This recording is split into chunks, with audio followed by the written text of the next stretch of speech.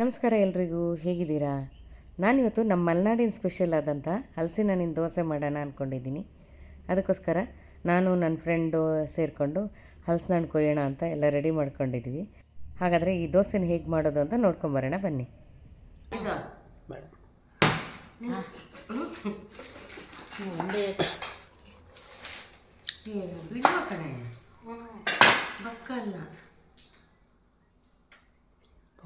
ಅರ್ಧ ಬಕ್ಕ ಅರ್ಧ ಬಿಡುವ ಫುಲ್ಲಲ್ಲ ನೋಡಲಿ,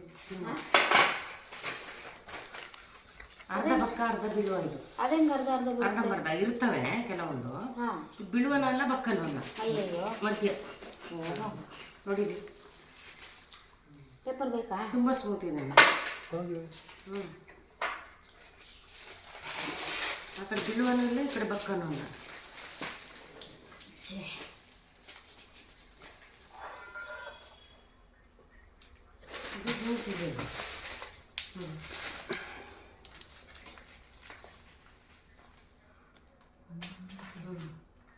ಹಣ್ಣಾಗಿದೆ, ಚೆನ್ನಾಗಿದೆ, ಸ್ವೀಟ್ ಚೆನ್ನಾಗಿದೆ.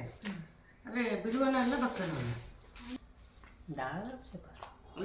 ತಿಂಡಿ ಮಾಡೋದಕ್ಕೆ ಅಡ್ಡಿ ಇಲ್ಲ. ಬಿಡುವಾದರೆ ನೋವು ಬಿಡೋಕ್ಕಾಗುತ್ತೆ, ಬಕ್ಕ ಆದರೆ ಹಚ್ಚಿ ತಿನ್ನೋಕ್ಕಾಗುತ್ತೆ. ಈ ಹಲಸಿನ ಹಣ್ಣು ನೋಡಿದರೆ ಮಾರ್ರೆ ಅರ್ಧ ಬಕ್ಕ ಆಗಿತ್ತು, ಅರ್ಧ ಬಿಳುವಾಗಿತ್ತು. ಇದು ತಿಂಡಿ ಮಾಡೋಕ್ಕೇನು ಅಡ್ಡಿ ಇಲ್ಲ, ತುಂಬಾ ಸ್ವೀಟ್ ಆಗಿತ್ತು. ಹಾಗಾಗಿ ನಾನು ನನ್ನ ಫ್ರೆಂಡು ಸೇರಿ ಇದನ್ನು ಎಲ್ಲ ಹಲಸಿನ ಹಣ್ಣು ತೊಳೆ ಎಲ್ಲ ಬಿಡಿಸ್ಕೊಂಡು ಇನ್ನು ರುಬ್ಬಿಟ್ಟು ದೋಸೆ ಹೊಯ್ದರೆ ಆಯಿತು. ಅದಕ್ಕೋಸ್ಕರ ತೆಂಗಿನಕಾಯಿ ಬೇಕಿತ್ತು. ನನ್ನ ಫ್ರೆಂಡು ತೆಂಗಿನಕಾಯಿ ತುರ್ಕೊಡ್ತೀನಿ ಅಂತ ಹೋದ್ಲು. ಕಾಯಿ ಪೂರ್ತಿ ತುರ್ದ್ಬಿಡು, ಚಟ್ನಿಗೆ ನೋಡಿ. ಈಗ ರುಬ್ಬೋದಕ್ಕೆ ಏನೆಲ್ಲ ರೆಡಿ ಮಾಡ್ಕೋಬೇಕು ಅಂತ ಇಟ್ಟಿದ್ದೀನಿ ನೋಡಿ. ಹಲಸಿನ ಹಣ್ಣಿನ ತೊಳೆ, ನೆನೆಸಿದ ಅಕ್ಕಿ, ಹಾಗೆ ಮೆಣಸು, ಸ್ವಲ್ಪ ಉಪ್ಪು, ತೆಂಗಿನಕಾಯಿ ತುರಿ, ಇಷ್ಟಿದ್ರೆ ಸಾಕಾಗುತ್ತೆ. ಅದಕ್ಕೆಲ್ಲ ನಾನು ರೆಡಿ ಮಾಡಿ ಇಟ್ಕೊಂಡು ಇನ್ನು ರುಬ್ಬೋಣ ಅಂತ ರೆಡಿ ಮಾಡಿದೆ. ನಾನೀಗ ಒಂದು ಮಿಕ್ಸಿ ಜಾರ್ಗೆ ಸ್ವಲ್ಪ ಅಕ್ಕಿನ ಹಾಕ್ಕೊಳ್ತಿದ್ದೀನಿ. ಒಂದೇ ಸಲ ರುಬ್ಕೊಳ್ಳೋಕ್ಕಾಗಲ್ಲ, 2 ಸಲ ರುಬ್ಕೊಳ್ಳೋಣ ಅಂತ ಸ್ವಲ್ಪ ಅಕ್ಕಿ ಹಾಕ್ಕೊಂಡೆ. ಆಮೇಲೆ ಹಲಸಿನ ಸೊಳ್ಳೆನೂ ಕೂಡ ಸೇರಿಸ್ಕೋಬೇಕು. ಇಲ್ಲಿ ಮುಳ್ಕದ ಥರ ಹಲಸಿನ ಸೊಳ್ಳೆ ತುಂಬ ಜಾಸ್ತಿ ಹಾಕಬಾರ್ದು, ಅಕ್ಕಿ ಪ್ರಮಾಣ ಸ್ವಲ್ಪ ಜಾಸ್ತಿ ಇದ್ದು ಹಲಸಿನ ಸೊಳ್ಳೆ ಕಡಿಮೆ ಇದ್ದರೆ ಆಯಿತು. ಆಮೇಲೆ ಒಂದು 10 ಕಾಳು ಮೆಣಸನ್ನು ಕೂಡ ಸೇರಿಸ್ಕೊಂಡೆ. ಆಮೇಲೆ ರುಚಿಗೆ ತಕ್ಕಷ್ಟು ಉಪ್ಪನ್ನು ಹಾಕಿಬಿಟ್ಟು ಸ್ವಲ್ಪ ತೆಂಗಿನಕಾಯಿ ತುರಿ ಹಾಕಿಬಿಟ್ಟು ಸ್ವಲ್ಪ ನೀರು ಹಾಕ್ಕೊಂಡು ರುಬ್ಬಬೇಕು. ಜಾಸ್ತಿ ನೀರು ಹಾಕ್ಕೊಳ್ಳೋದು ಬೇಡ. ನಾವು ದೋಸೆಗೆಲ್ಲ ರುಬ್ತೀವಲ್ಲ ಅದೇ ಹದದಲ್ಲಿ ರುಬ್ಬಿದ್ರೆ ಆಯಿತು, ಚೆನ್ನಾಗಿ ಬರುತ್ತೆ ನೋಡಿ. ಇವಾಗ ನೈಸಾಗಿ ರುಬ್ಕೊಂಡಿದ್ದೀನಿ. ದೋಸೆ ಹಿಟ್ಟಿನ ಹದಕ್ಕೆ ರುಬ್ಕೊಂಡ್ರೆ ಆಯಿತು. ಈ ರೀತಿಯಾಗಿ ರುಬ್ಕೊಂಡಾದ್ರ ಮೇಲೆ ಆಮೇಲೆ ಅವಶ್ಯಕತೆ ಇದ್ದರೆ ನೋಡಿಕೊಂಡು ನೀರು ಹಾಕೋಬೇಕು. ಮೊದಲೇ ತುಂಬ ನೀರು ಹಾಕ್ಕೊಬೇಡಿ, ಇಷ್ಟು ನೀರಾದರೆ ಸಾಕು.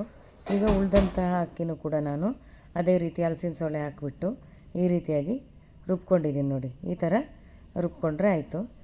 ಉಪ್ಪೆಲ್ಲ ಮೊದಲೇ ಹಾಕಿರೋದ್ರಿಂದ ಮತ್ತೆ ಉಪ್ಪು ಹಾಕೋದು ಅವಶ್ಯಕತೆ ಇಲ್ಲ. ಇದಕ್ಕೆ ಸ್ವಲ್ಪ ಸ್ವಲ್ಪ ಉಪ್ಪು ಸಾಕು, ಜಾಸ್ತಿ ಉಪ್ಪೇನು ಹಾಕೋದು ಬೇಡ.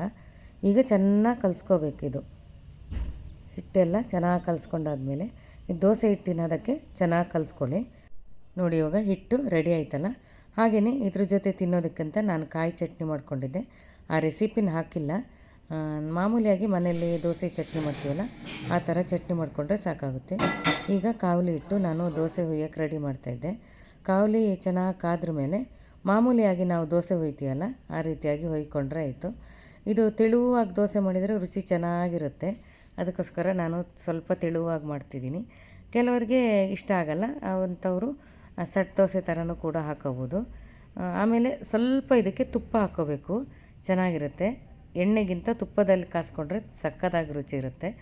ಇಲ್ಲಾಂದರೆ ಫಸ್ಟ್ ಎಣ್ಣೆಲಿ ಕಾಸ್ಕೊಂಡು ಆಮೇಲೆ ತಿನ್ನುವಾಗ ಮಾತ್ರ ತುಪ್ಪ ಹಾಕ್ಕೋಬೋದು, ಅಡ್ಡಿ ಇಲ್ಲ ನೋಡಿ. ತುಂಬ ಚೆನ್ನಾಗಿ ಕಾದಿದೆ. ಹಾಗೆ ಇನ್ನೊಂದು ದೋಸೆನ ಹತ್ತಿರದಿಂದ ತೋರಿಸ್ತೀನಿ ನೋಡಿ. ಈ ರೀತಿಯಾಗಿ ತೆಳುವಾಗಿ ಹೊಯ್ಕೋಬೇಕು, ಭಾರಿ ಚೆನ್ನಾಗಿ ಬರುತ್ತೆ. ಮರ್ರೆ ನಿಮ್ಮನೇಲಿ ಹೀಗೆ ಮಾಡ್ಕೊಳ್ಳಿ ಆಯಿತಾ. ಇದಕ್ಕೂ ಅಷ್ಟೇ ಸ್ವಲ್ಪ ತುಪ್ಪ ಹಾಕ್ಕೊಂಡು ಕಾಸ್ಕೊಂಡ್ರೆ ಸಕ್ಕತ್ತಾಗಿರುತ್ತೆ. ಈ ರೀತಿಯಾಗಿ ನಿಮ್ಮನೆಯಲ್ಲೂ ಮಾಡ್ಕೊಳ್ಳಿ. ಹಾಗೆ ನಾನು ಇದನ್ನು ಒಂದು ಕಾಯಲ್ಲವರೆಗೆ ಮೊದಲಿಂದ ಕಾದಿತ್ತಲ್ಲ ಅದಕ್ಕೆ ಸ್ವಲ್ಪ ಚಟ್ನಿ ಗಿಟ್ನಿ ಹಾಕ್ಕೊಂಡು ತಿಂದು ನೋಡೋಣ ಅಂಥೇಳಿ ರೆಡಿ ಮಾಡ್ತಾ ಇದ್ದೆ ನೋಡಿ. ನೋಡಿ ಎಷ್ಟು ಕ್ರಿಸ್ಪ್ ಆಗಿದೆ ಅಂದರೆ. ಅಷ್ಟರಲ್ಲಿ ಮೊದಲು ಹಾಕಿದ್ದೆಲ್ಲ ಆ ದೋಸೆನೂ ಕಾಯ್ತಾ ಇದೆ ನೋಡಿ. ಎಷ್ಟು ಚೆನ್ನಾಗಿ ರೋಸ್ಟ್ ಆಗಿದೆ ಅಂಥೇಳಿ. ಇದು ಸೇಮ್ ಮಸಾಲೆ ದೋಸೆ ಹಾಗೆ ಕಾಣುತ್ತೆ, ರುಚಿನೂ ಅಷ್ಟೇ ಭಾಳ ಚೆನ್ನಾಗಿರುತ್ತೆ. ನೀವು ಮಲೆನಾಡಿನ ಕೆಲವೊಂದು ಅಡುಗೆಗಳಿದಾವಲ್ಲ ಅದು ರುಚಿ ನೋಡಿಬಿಟ್ರೆ ನೀವು ಪದೇ ಪದೇ ಮಾಡಿ ತಿಂತೀರ, ಅಷ್ಟು ಚೆನ್ನಾಗಿರುತ್ತೆ.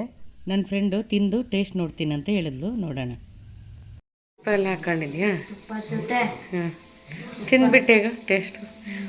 ಮಾವಿನ ಹಣ್ಣಿನ ಸಾರು ಹಾಕ್ಕೊಂಡಿದ್ದಾಳೆ. ಚಟ್ನಿ ಬೇಡವಾ? ಹ್ಞೂ, ಇದು ಚೆನ್ನಾಗಿದೆಯಾ? ಹ್ಞೂ, ತುಪ್ಪ ಹಾಕಿದ್ರೆ ಚೆನ್ನಾಗಿರುತ್ತೆ ಅದು. ಚೆನ್ನಾಗಿದೆಯಾ? ಸೂಪರ್. ಹಂಗಾದರೆ ನನ್ನ ಫ್ರೆಂಡಿಗೂ ಈ ದೋಸೆ ತುಂಬ ಇಷ್ಟ ಆಯ್ತಂತೆ. ನಿಮ್ಮನೇಲೂ ಖಂಡಿತವಾಗ್ಲೂ ಮಾಡ್ಕೊಳ್ಳಿ, ನಿಮಗೂ ಇಷ್ಟ ಆಗುತ್ತೆ ಅಂತ ಹೇಳ್ತಾ ಇಲ್ಲಿಗೆ ಈ ವಿಡಿಯೋನ ಮುಗಿಸ್ತಾ ಇದ್ದೀನಿ. ಹೋಗಿ ಬರಲಾ? ನಮಸ್ಕಾರ, ಎಲ್ರಿಗೂ ಶುಭವಾಗಲಿ.